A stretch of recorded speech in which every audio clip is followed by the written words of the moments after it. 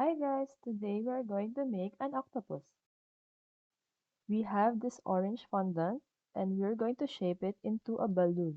Or you can also look at it like a location pin. When creating this kind of big fondant, it's best to use your palm for us to avoid fingerprints. It wouldn't look nice if there are fingerprints all over our fondant toppers. When that's done, we want to let it dry and work on our tentacles. Working with fondant can be hard because while we're shaping it, sometimes it's getting deformed. So I'm going to use this CMC or what we call Tylose powder to make our fondant harden faster. I'm going to put in a link below where you can buy it or a similar one what I have right now. So take in your fondant and add a generous amount of CMC. This will make our work faster because we don't have to think about what will happen if we leave it out for a longer period of time. When that is done, pinch a little bit of fondant to make your first tentacle.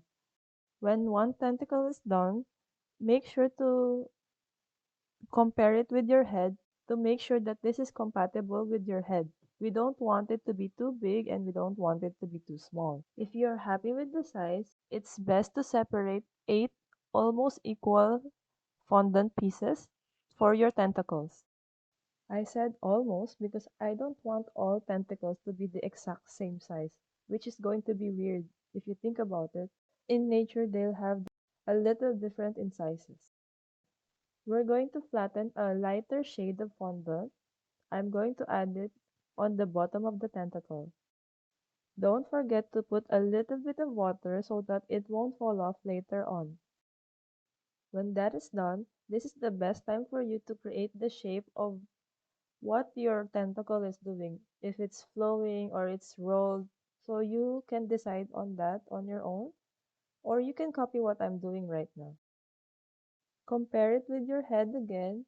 Along the way, make sure that when you're doing something and you know that you're going to repeat it for a lot of times, it's best to compare it with the parts of the body so that this way we don't have to repeat the same process all over again if we make the mistake.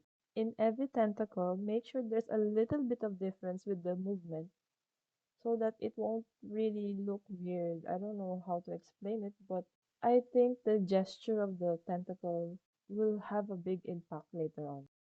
If you're happy with what you're seeing right now, please don't forget to like and subscribe to our channel. We have a lot of very easy tutorial for you to follow in our YouTube channel, so make sure to check that out. As you know, orange is not the original color of an octopus, but this is the theme of our birthday for today. So depending on what you are needing right now, you can use any color you prefer. So right now what I'm doing is I'm just completing all the tentacles. So you have to create 8 of them. This can be very time consuming, but just take your time and make sure that each and every tentacle has a little bit of love and they have their own characteristic and it will make it worth it later on. When all the tentacles are done, just a quick check with your head if it's the correct size, and after that we can now work on our head. We are going to use a ball tool to create the hollow part of the eye. Press it gently first, and once you are sure with the placement, you can push it even further. And then use this fondant tool to create the mouth. I will try my best to put all the list of tools that I've used here in the link below, so make sure to check that out.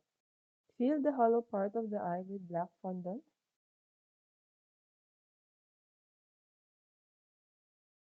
And then I cut little strands for the eyelashes. So I'm going to put 3 eyelashes on each eye. This is completely optional, but I think it looks nicer. Since this is quite small, you have to use a fondant tool to help you place them properly.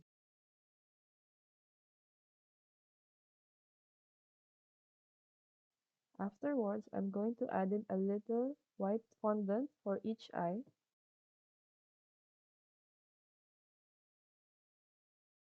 and a smaller white fondant just to make it looks nicer.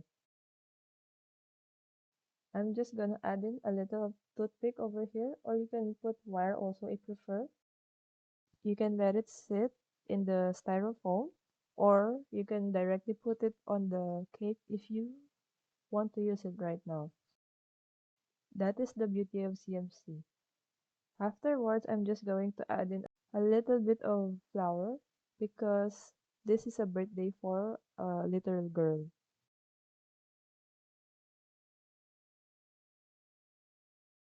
I just use this flour cutter, so this will make it easier for us. And then I'm just going to add it on top of the head. Don't forget to use edible glue. And that's how you make an octopus. If you like our video tutorial for today, please don't forget to like and subscribe to our channel. Thank you!